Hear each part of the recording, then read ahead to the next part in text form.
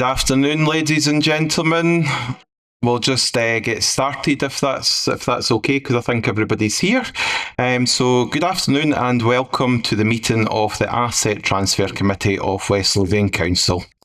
I am Councillor Craig Meek and I'm the Vice Chair of this committee and will chair today's meeting. Meetings are usually broadcast live over the internet on the Council's YouTube channel. Webcasts of meetings have been suspended from the 16th of March to the 7th of May because of the Scottish parliamentary election on the 7th of May. This meeting is therefore not being webcast live. Members of the public still have their statutory right to attend meetings in person where they're not being webcast. A recording of the meeting will be available through the Council's website soon after the 7th of May. Today I am being assisted by colleagues from Committee Services and IT Services. Attendees may be joining the meeting from another location. Everything that's said whilst the microphones are live will be recorded. Members are therefore asked to be polite, respectful and patient. There is more information, including a privacy statement about meeting arrangements on the Council's website. So as this meeting is a reconvened meeting, there is no agenda being published. The papers are those published for the meeting of the Asset Transfer Committee held on the 20th of April 2026, and these can be found on the Council's web page. At its meeting on the 20th of April, this committee agreed to defer a decision on the application of the asset transfer request of Uphall Community Centre and to adjourn the meeting to a future date to allow officers to engage with the applicant and invite them to attend the next meeting or to provide answers to the various questions that were raised during that meeting. I'm pleased to advise that the applicant is here today, and I will ask the applicant the questions that were asked at the meeting of the 20th of April that were identified as being required to be answered by the applicant. Members may ask the applicant supplementary questions in regards to these matters only. I may offer Council officers the opportunity to respond to relevant points raised during the questioning of the applicant. Members will then have a discussion and make any decisions that are required. If the meeting is a long one, then it might be adjourned for a temporary meal break or a comfort break, and I will say if this is going to happen. You'll see today as well that we're in reduced numbers because it's only members that were present on the 20th of April should sit on this reconvened meeting. That's to ensure procedural fairness. Members present on the 20th of April were myself, Councillors Alison Adamson, Tony Boyle and Mike Carlin. And I think it's quite important just to point out the quorum for the Asset Transfer Committee is 3 members, so we're still good to go. That's grand. So, moving on, does anybody have any new declarations of interest to declare? Councillor Boyle. Following the meeting, and yesterday I was advised that there is an allegation from one of the members, one of the representatives of the applicant, that following the AGM of Uphall Community Centre Management Committee, that I spoke to him, which I did, but he goes on to say that I made it clear to him that I was strongly opposed to the proposed asset transfer and did not want to see it proceedings. That is totally unsubstantiated, and I did not say that. However, having taken advice from the Council's compliance officer and bearing in mind Part 7 of the Councillor's Code of Conduct, that if that is that individual's perception, then I can no longer take part in this meeting. So at this point, I'm going to withdraw. Thank you very much, Councillor Boyle. And we'll just pause there whilst you withdraw. Thank you.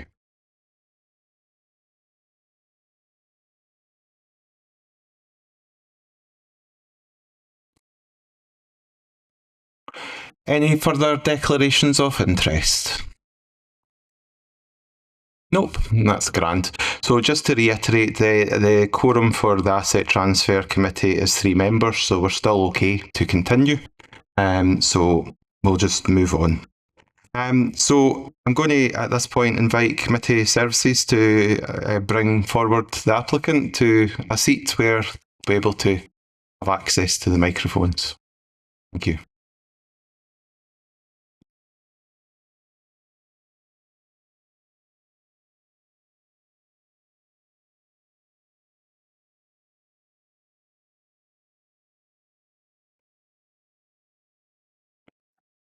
Thank you very much.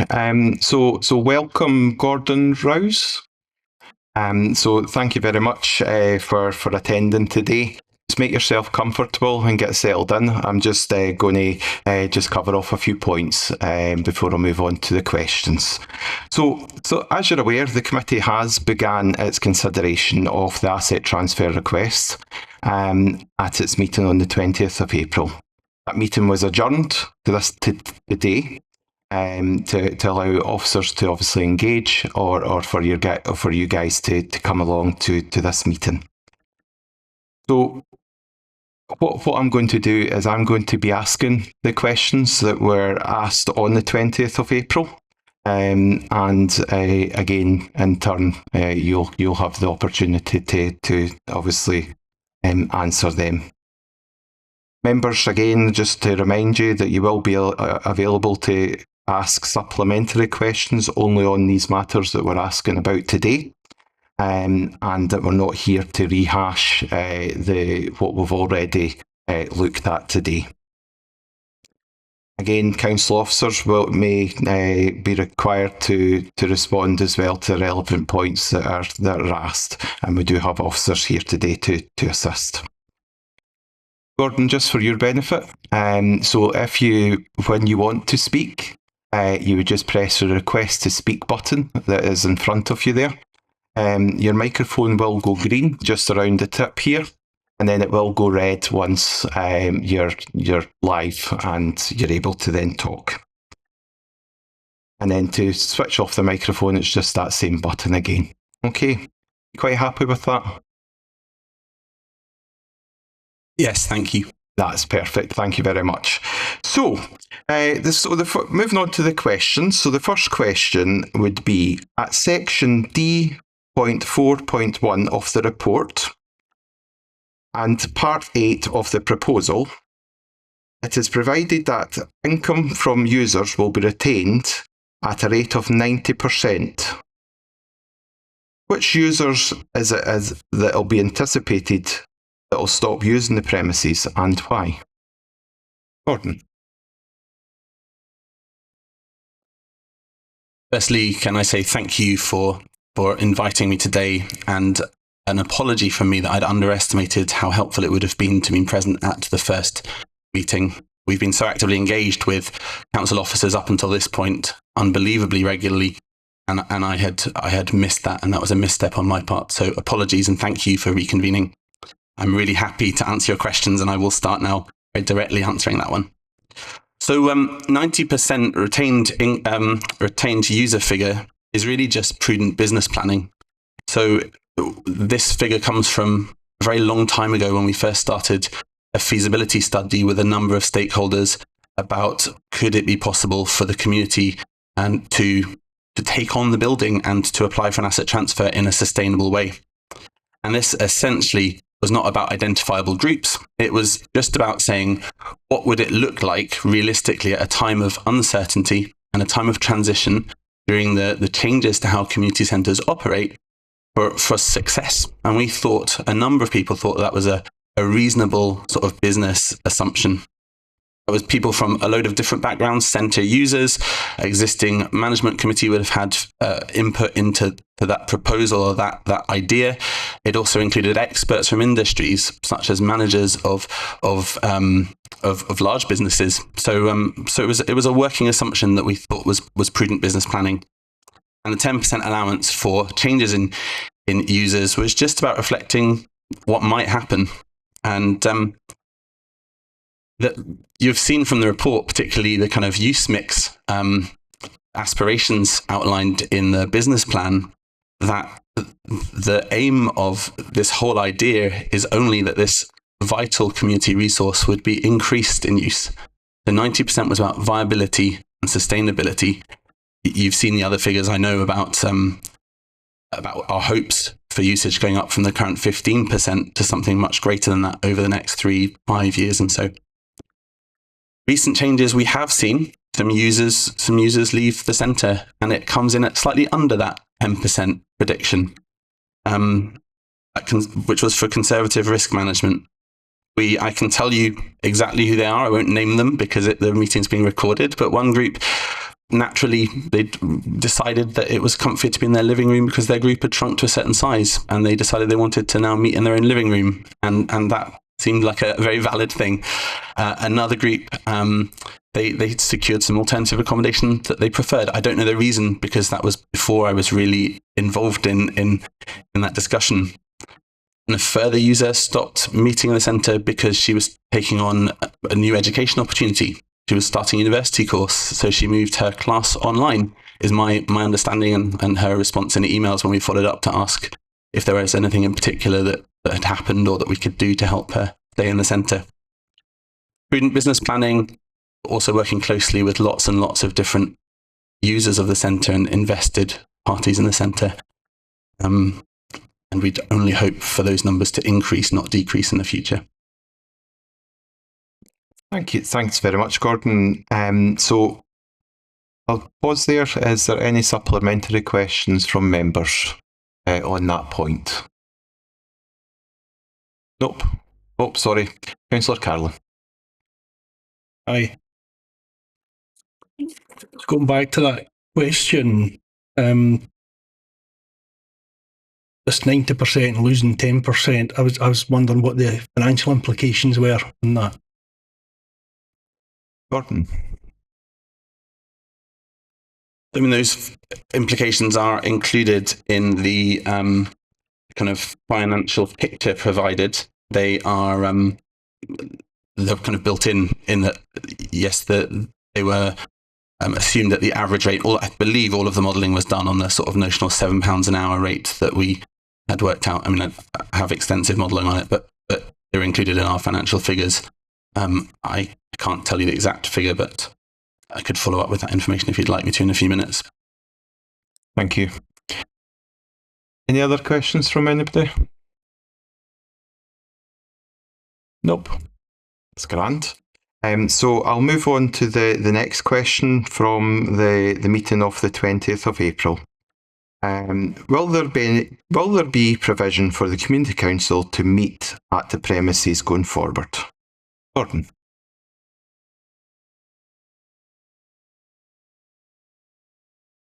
Yes, there is provision now. There will be provision going forward for the Community Council to meet at the premises. The Community Council is a valued member of and valued group in the local community.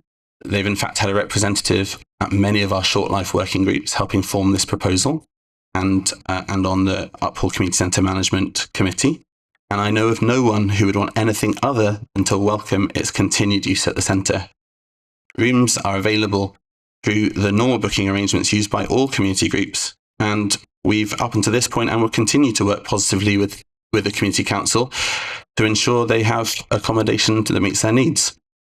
Now, where questions have arisen previously, alternative accommodation and solutions have been offered. So I'd really like it to be clear there's been no intention or action to exclude the Community Council from using the centre. They've been treated as an important community user on the same fair and transparent basis as others.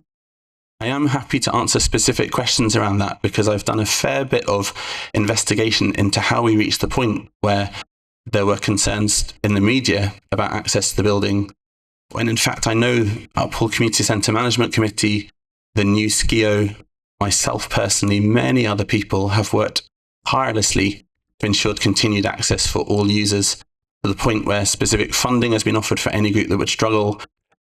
Every existing user, when we took on the now temporary, we hope, lease, was offered their existing slot in the building.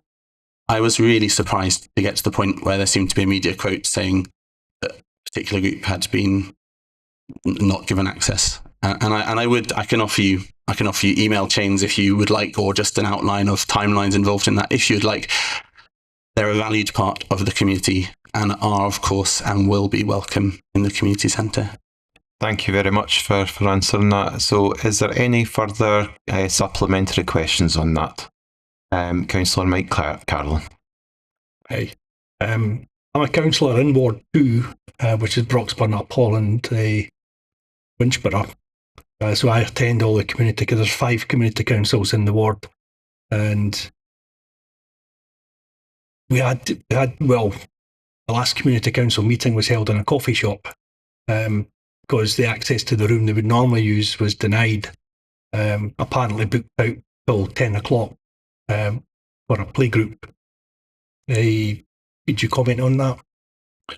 So I think the applicants already we've kind of asked, will there be provisions for the community council going forward, and it's been answered. If there's anything you want to add to that, Gordon, you're more than welcome. But I think, to be honest, I'm satisfied that you've answered that question adequately so far. Any other? Oh, Gordon. Councillor Carlin, I would like you to know that there has been a misunderstanding somewhere in this, in that the last contact I had with the Secretary of the Community Council was an email on the 9th of March, where I replied within, I believe, 6 minutes of her email to encourage the Community Council to meet there. A specific room, there was a change in its availability, and I offered an alternative room that was suitable. And if that wasn't suitable, said we would make the original room appropriate until we could sort that out. So I am bewildered that we got to this point where this miscommunication has happened. I bewildered is all I can say, because the email chain is here. I'm happy to submit it before you. We wish for the Community Council to be there, and we'll do what we can to make that possible. They do need to book, and that seemed to be the problem. The room that was requested, there was a change of use in, which was explained in that email. The other one was available and reserved for the Community Council's use. It just had to be booked, and it continued to be available, I suspect, on the night that you met. We want it to work, and we want the Community Council meeting in the building. That's grand, thank you. Any other questions on the provision for Community Council? No. So question number 3, is there an intention that there will be a distribution centre for a food bank in Uphall, and will that be relevant to the premises? Gordon. So there are currently no plans for a food bank or distribution centre at the premises.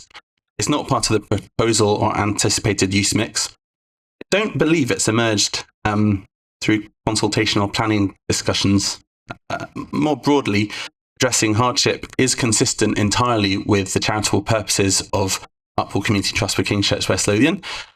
Historically, King's Church have, among many charities, given financially to West Lothian charities dealing with food, helping support people experiencing food poverty. But there's no specific proposal at all. I believe the only reference to food banks is on page 9, referring to King's Church West Lothian's capacity to deliver. But that is not in the business plan. But that's about our capacity to deliver. That's not about any plans. I did hear on the way in that there may have historically been a food collection point at Uphall Community Centre.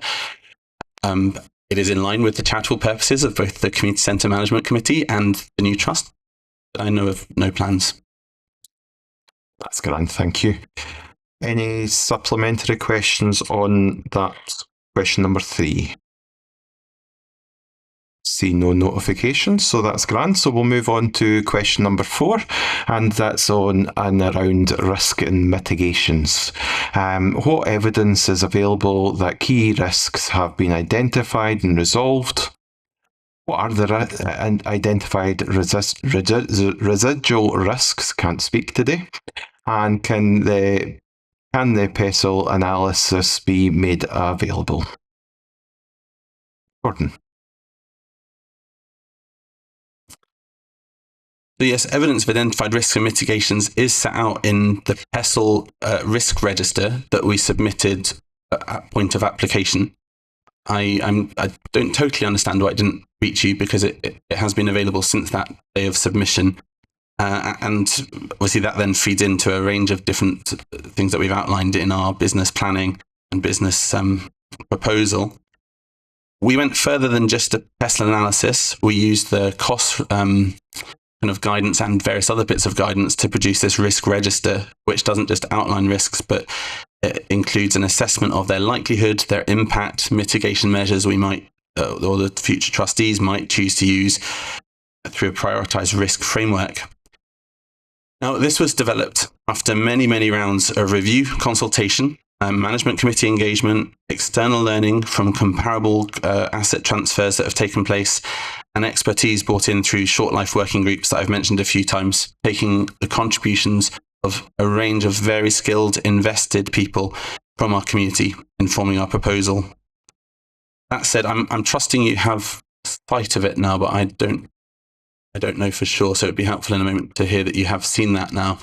I will just say that this identifies a number of risks using the PESEL framework. It doesn't resolve them all because it's a working document, and as they say, no strategy survives contact with the enemy. You know, in truth, it has to be a dynamic thing because risks will change, and therefore I would entirely anticipate that would be a regular and ongoing process that would take place with the trustees. Therefore, residual risks do remain, as they do in any transfer. I could outline a range of them. I hope you see them sufficiently in the document.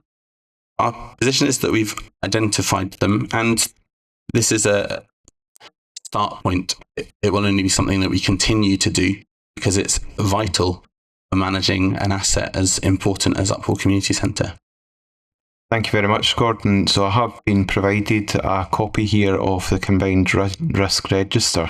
So I'm going to ask our committee services colleagues just to circulate that to members, and we'll give a couple of minutes just for them to read and kind of digest that, and we'll offer members the opportunity to ask any questions on that.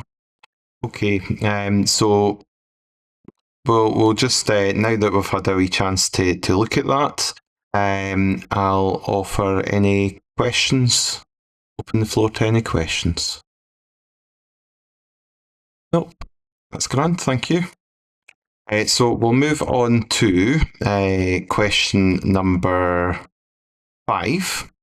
Page 16 of the business plan, it is projected that there will be a reduction in staffing costs, but staffing hours will be increased.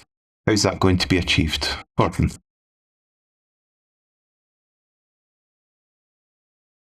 Point of just clarification, a reduction in staffing costs, is that based on previous staffing from West Lothian Council, or was that wasn't part of the discussion previously?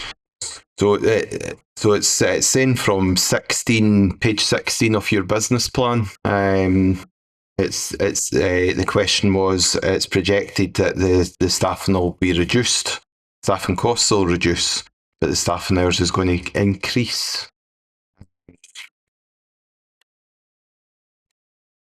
So I don't know who asked that. Councillor Carlin, maybe you could elaborate if it was yourself. Yes, I can. I did ask that question. If you have a look at page 18 of the application, it says here, you're reducing staff costs from 64,000 a year to almost 18. However, on page 16 of the business plan, it shows a projected staffing hours increasing year by year. I wondered how can you be reducing staffing costs whilst increasing staffing hours? So from memory, from the 20th, and I might be a wee bit rusty here, so officers will be able to step in if I'm off topic here. However, the application came in. However, the business plan is it's a live fluid document. There has been some tweaks made to it since the original application came in. Martin, Scott, am I picking that up correctly? Is that a correct kind of reflection from the day on that? Scott. Thank you, Chair. Yes, that's a fair reflection of the discussions that took place. Perfect, thank you. However, Gordon, I don't know whether you would want to add anything to that.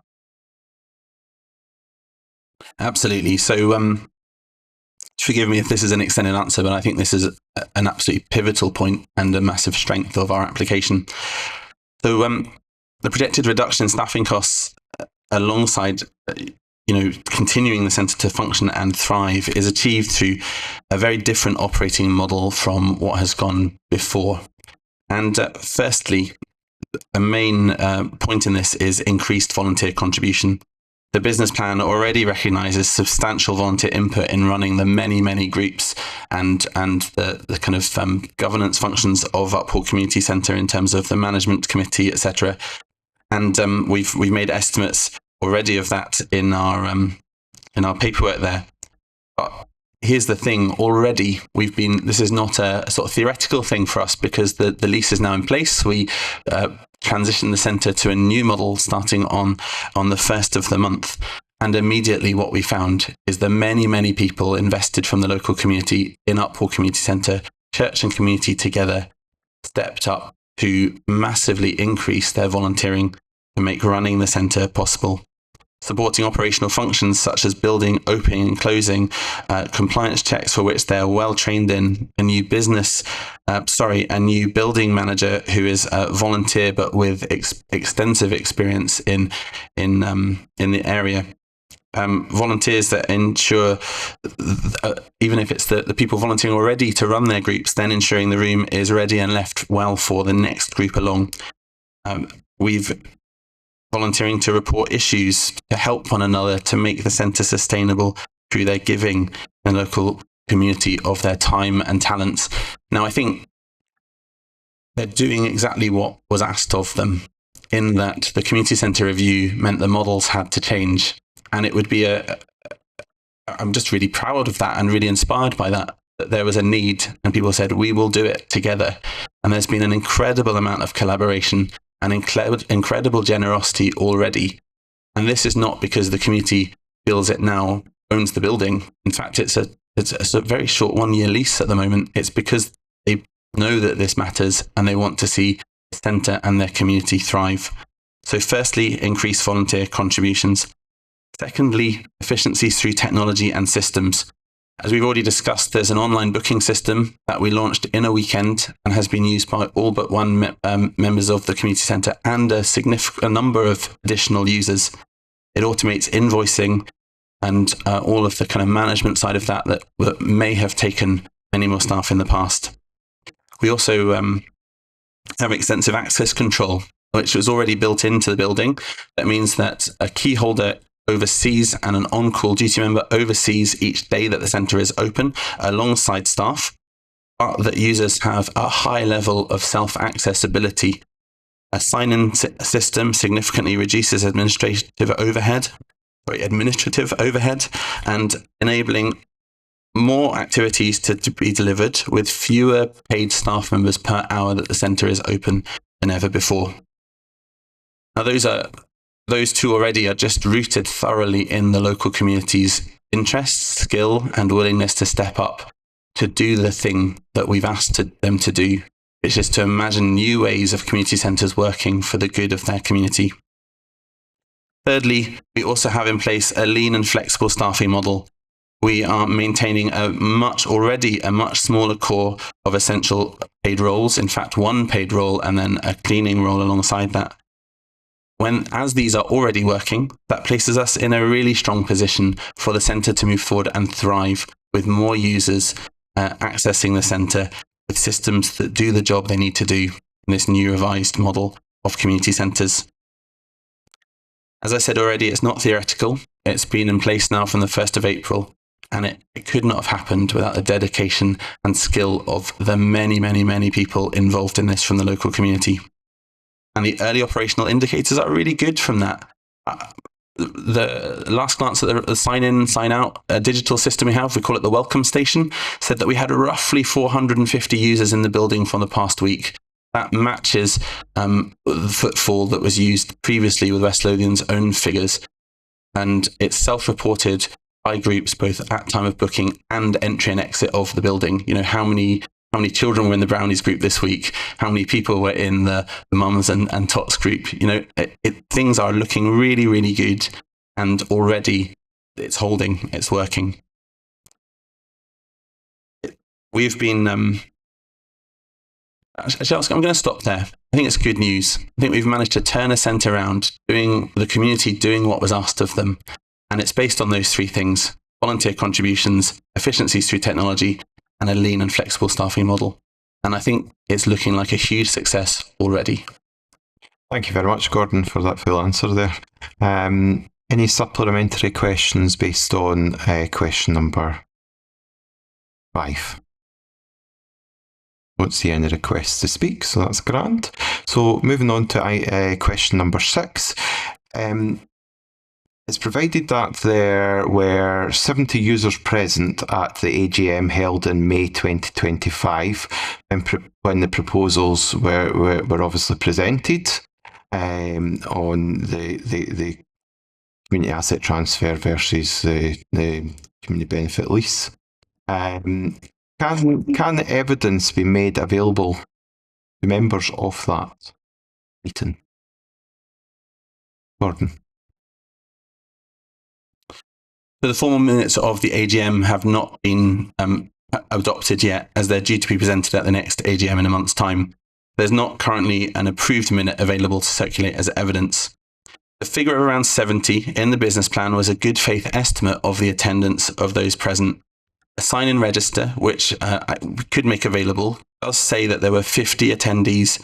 The recollection of the management committee, which we hadn't seen these questions by this point on Monday night when they met, was that it matched previous years in terms of attendance.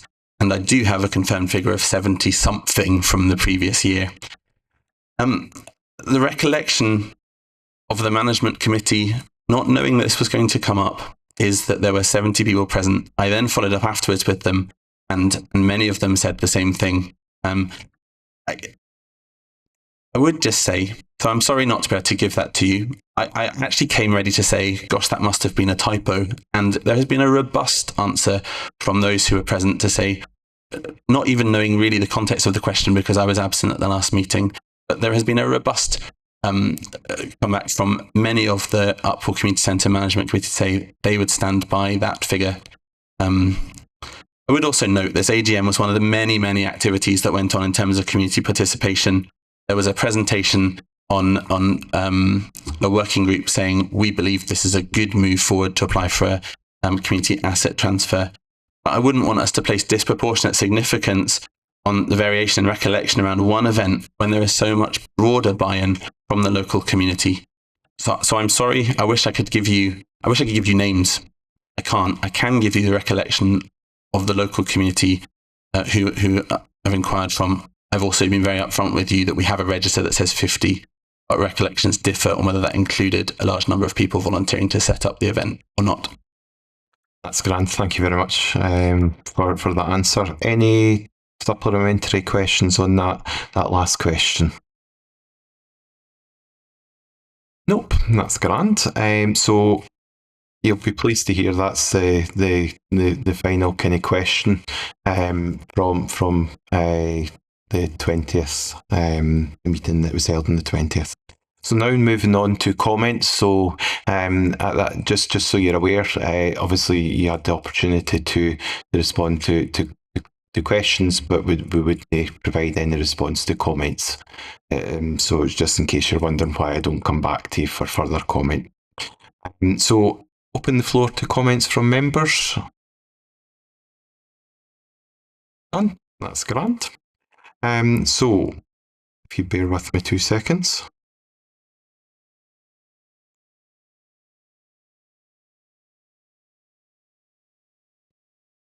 So moving on, are we as a committee happy and minded to support the recommendations on the report?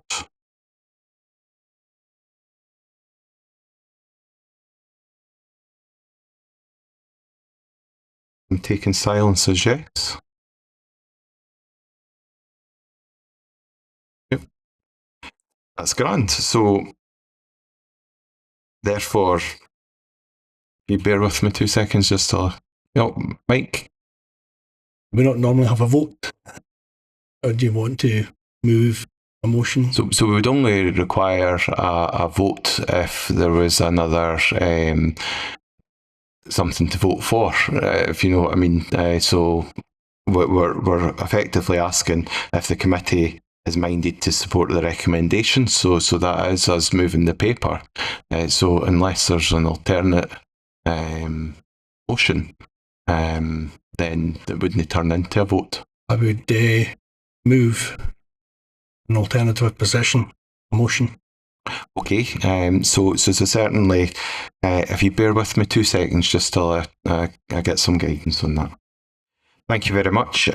So what I'm going to do is I'll move the paper as is, accepting the officer's recommendations. And is there a seconder for that? Thank you. And Councillor Carlin, if you want to obviously take us through your motion. Is it a verbal motion? It would have been, but because you've just moved and seconded, then I'm sitting here on my own. I can maybe just voice my concerns. So no. So given that you've got no seconder to second your motion, it wouldn't go forward anyway. So on that basis, the paper would move forward. Sorry.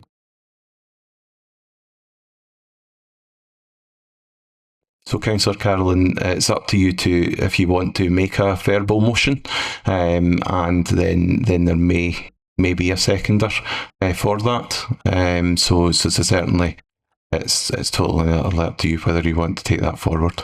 Okay. I've got a number of concerns on this application. I have over 40 years' experience in the corporate world. I've come across risk many times. I'm concerned that this risk analysis is very light. I'd like to see more. The finances in here, the margins look incredibly slim. And as stated when I started to talk 10 days ago, I was able to point out that the whole point of bringing this for the council is it's part of the approved council budget savings. So they're interested in saving costs. So that's the operating costs of the community centre, and they'd be happy to hand it over to you. My concern is, well, my vision is the exact same as you. I want to see a community centre in Uphall that's delivering to the community, that's open to all, so carrying all these good things. But I don't want to see you, the applicant, in 12 months' time, suffering a financial albatross around your neck. I want you to succeed.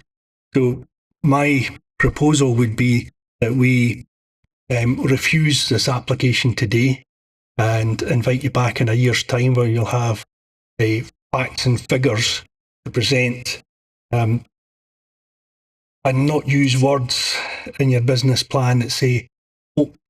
You don't hope in business, you plan. Hoping something's going to happen doesn't make it happen. You have to make it happen. Right, so I just wanted to voice my concerns and move that we refuse this application. I don't think at the moment this is the base value. Because once it's gone, it's gone. Thank you very much, Councillor Carolyn. And do we have a seconder? Nope. In that case, your amendment would... Leslie? Thank you, Chair. Just to confirm that there has been no position formally moved and seconded, so in terms of dissent being noted to any decision, that would not be recorded in the minutes at this time. It is within the remit and incumbent upon this committee to reach a determination on this application, and members may move forward with that. In the event that there is no position agreed in the determination of the application, the applicant will require to take it as non-determined, and they would thereafter have a right of referral to the Council's Asset Transfer Review Body. However, I would remind members that the remit of this committee is to determine such applications, and to that extent you may wish, Chair, to propose a short adjournment in order to get to an agreed position. Thank you very much, Leslie. Yeah, so we will take 5 minutes out, just so we can have a discussion, and so we will resume in 5 minutes. Thank you.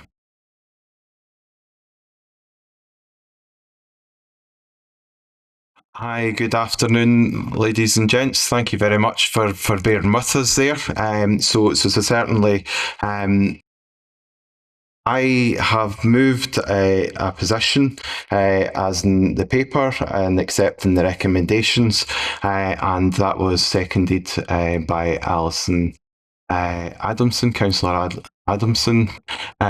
So sadly, Councillor Carolyn, because you don't have a seconder, it means that the current position of the officer's recommendations would move forward and would go forward. Okay.